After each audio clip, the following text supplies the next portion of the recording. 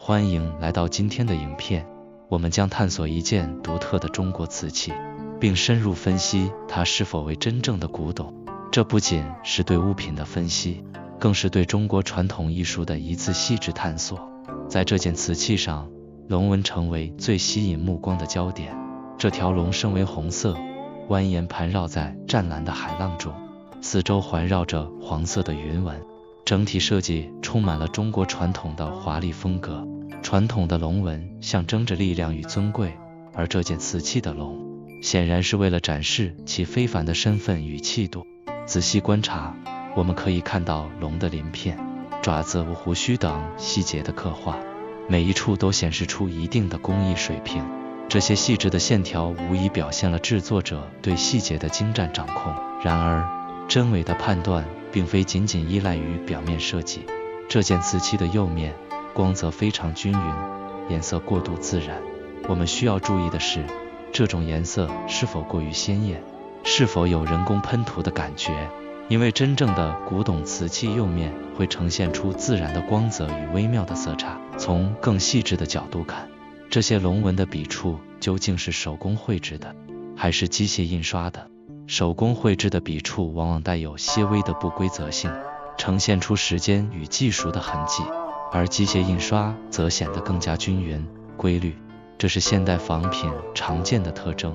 让我们再来看看瓷器的底部。在古董瓷器中，底部的落款是识别真伪的重要依据。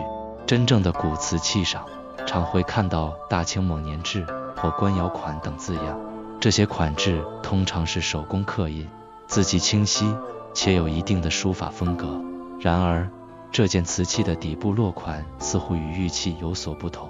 从这些款制来看，我们可以发现这是一个印刷款，而非手写或手工刻印。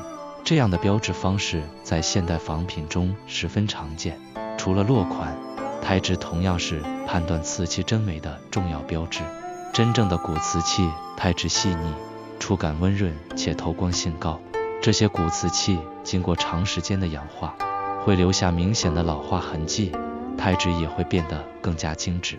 透光测试是一个简单而有效的方法，尤其对于瓷器来说，这是我们常用的鉴定手段。使用强光照射瓷器，我们可以看到，真正的官窑瓷器会有较高的透光度，显示出其胎质的精致度。